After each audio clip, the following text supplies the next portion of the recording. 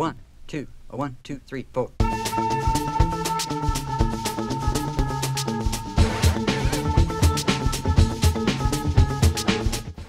Hi, I'm Christine, and this is the Regular Girls review of the Spider-Man movie, which is like Amazing Spider-Man, Miracles of Spider-Man 2? I don't know. What was it? Something about Spider-Man 2.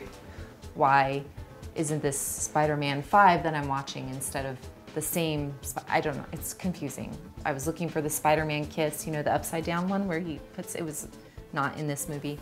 Let me just start off to say that I have serious issues with the female lead in this movie. She just, where do I begin? The movie starts off with she is giving her speech at college. She's a valedictorian at this college. Oh, I thought they were in college. Really? High school? And she's sitting there looking at her watch and she's like, "Where's Spider-Man?" Well, duh, if he's late, he's probably saving people. I mean, how long have you been dating him? You know that he's Spider-Man. He's probably saving the whole city. But she's like, "Ew, why isn't he watching my speech right now?" And like a bus went upside down and he got a kid out of the way and a grandpa and a baby was in his arms. And then she's all upset because he was late for her speech. Really? You need to get over it, okay? You're not that special. He's got to save the world. Like, where are your priorities? They break up right after the graduation, which I really don't understand why they broke up. Oh, in the other movie, her dad died in Spider-Man 1. You have to remember, you know, which Spider-Man 1 was it? Was it the one with the other actor or this one? And they're not the same. And he's still in love with her. So he does, you know, what every logical guy would do. He breaks up with her and then he stalks her. At some point, calls her up out of the blue and she's like, after she said, "I'll never see you again," and all that. And then he calls her up and she's like, "Yeah, let's go out for a date."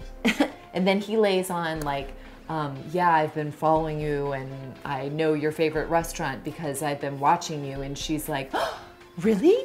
This whole time you've been watching me and stalking me? Now I love you even more." And so then, I don't know, I fell asleep for a while. His dad was the person that invented the spider thing. Spider-Man, I guess. The spider, he was a scientist that was looking into the spiders, and it was gonna be used by bad guys. So he decides to leave his son. That doesn't make any sense why you would do this. You're in danger, your whole family's in danger, so you're just gonna leave your son, but that's what he decides to do. Takes his wife, they go on this private jet, and the only way that he can save the world is by downloading this file, which he waits to do until he's on the plane.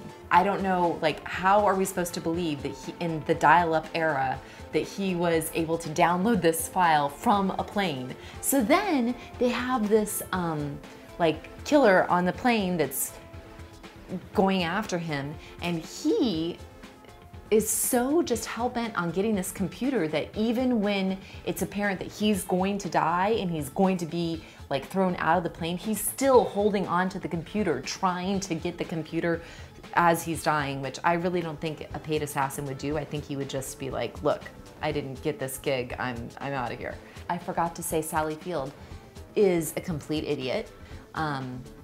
The Electro guy was there and a little kid was pretending to be Spider-Man, and the Electro guy was trying to destroy the whole city, and this little kid walks up and he's pretending to be Spider-Man. Oh, it's the Rhino. I thought it was the Electro guy. Well, whatever.